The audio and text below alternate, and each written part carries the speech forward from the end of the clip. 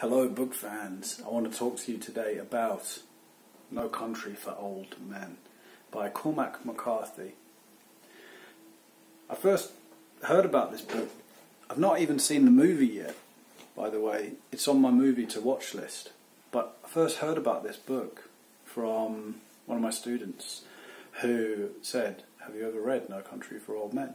I said, "No." He said, "Read it. It's amazing." I actually read The Road before I read No Country for Old Men, which is by Cormac McCarthy as well. And when I read The Road, I was just blown away. It was a thrilling book, and I thoroughly enjoyed it. And I did watch another review for The Road, which says not for the faint-hearted, which is probably true, but it's one of those books which is just, it pulls you in, and the action is so amazing. It's phenomenal. So I just, the name Cormac McCarthy came to my attention through The Road, and I thought, this is an amazing author, and he is a literary great, obviously. And then, after that, I thought, right, let's read No Country for Old Men. It's set in 1980. He originally wrote it as a screenplay, but then turned it into a novel. It's set in the vicinity of the Mexican-United States border, and concerns an illegal drug deal. Did I like it? Yes! Yes, I did. Of course I did. It's about death and drugs, and there's a lot of action. It's just phenomenal. It's amazing. I recommend it thoroughly. If you love action movies and you're thinking, you know what, I need a book to read, Cormac McCarthy, No Country for Old Men, The Road. Obviously, read them before you watch the movies, because otherwise the book is ruined. And in general, there's no point in reading well, there is a point. Some movies are better than books, and I have never seen the movie for this one, so I can't judge, but I loved the book, and I'm very happy that I read it before I watched the movie, because I could imagine all of that hardcore action and death and killing and shooting and chasing in my mind, and it was just phenomenal to envisage that rather than just having all of the information given to me on a screen.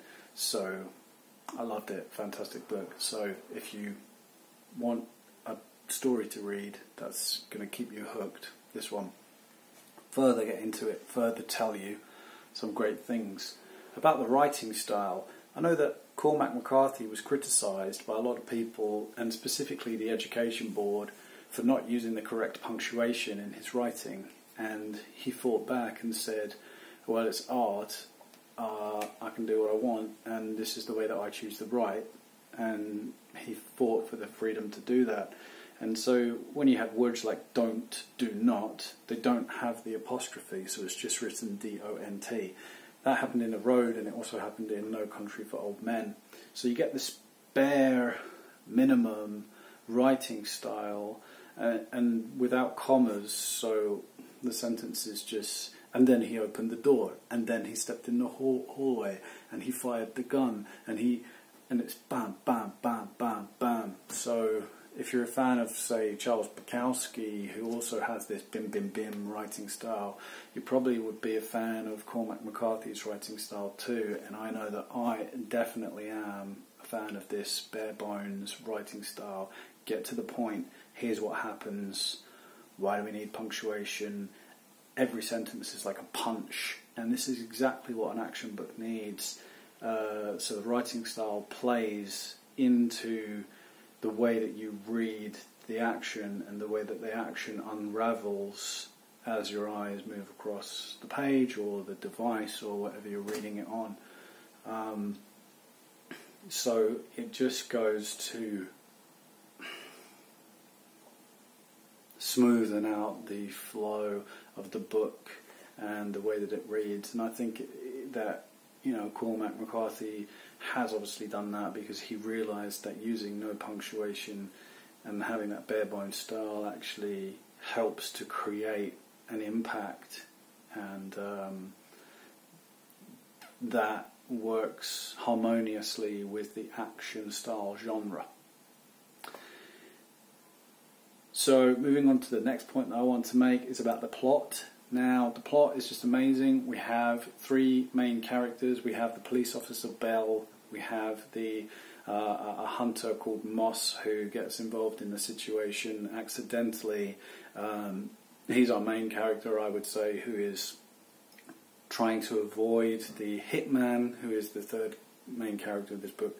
The antagonist called, I believe the pronunciation is Chigurh. I'm not quite sure on that because obviously I've only read it in the book.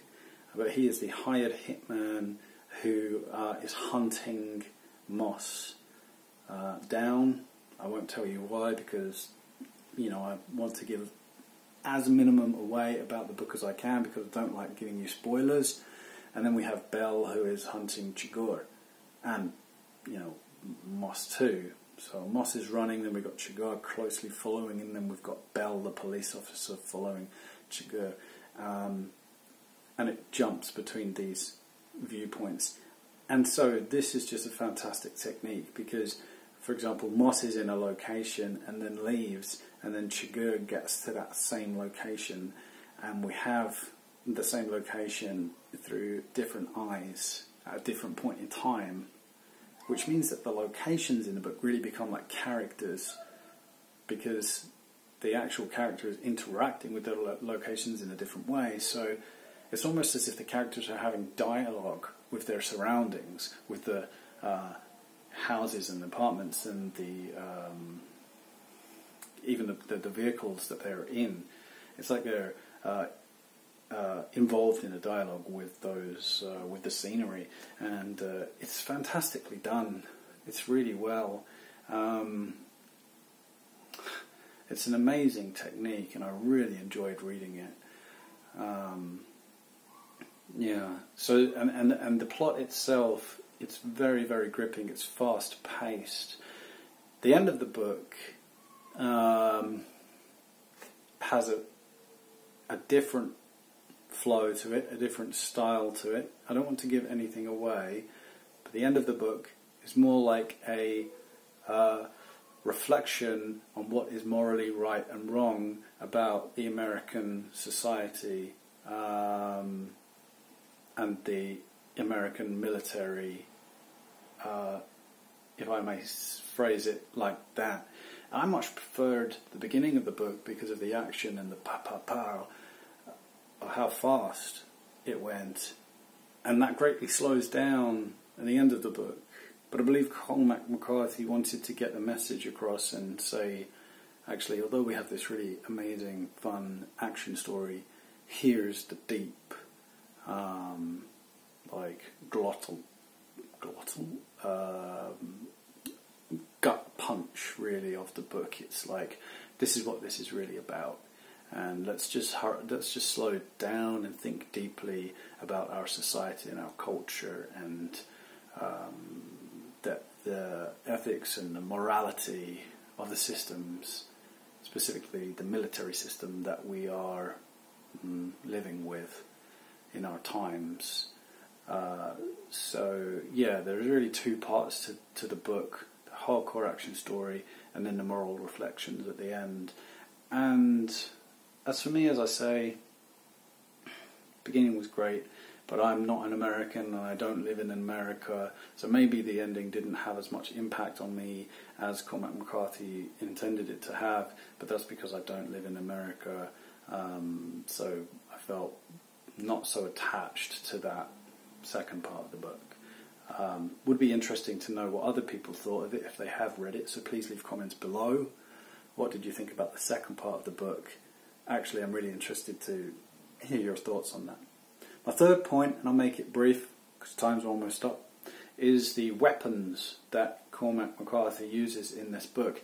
He describes them in so much detail. Every weapon is .22, .45, 9mm. He's using all these words. He's really done his research here to know exactly what weapons each character is using. This is amazing because it's so specific And knowing this information, because some authors could just put, he used a pistol, which is a pistol, it's enough to tell the story. But Cormac goes way into details. He uses a Glock with a .22 round, and I don't even know these weapons myself, but I know more now because of this book in particular that was so specific about what each weapon the characters were using. And this just pulled me into the story because I could really trust the Cormac had done his research, so that side of it was amazing. And it did make me think about how something like Harry Potter, with all of the spells and the wizardry, are also very specific.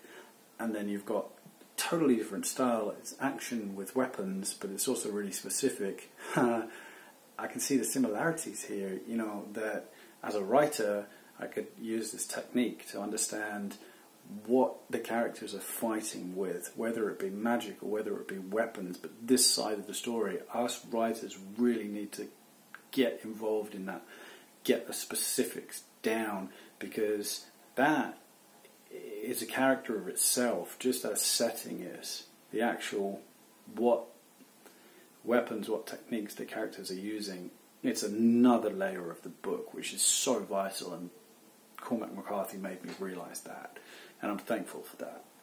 So thumbs up to this book, 5 stars, that's a 5 out of 5. Read it, and I hope you really enjoy it as much as I did. And that's all for me.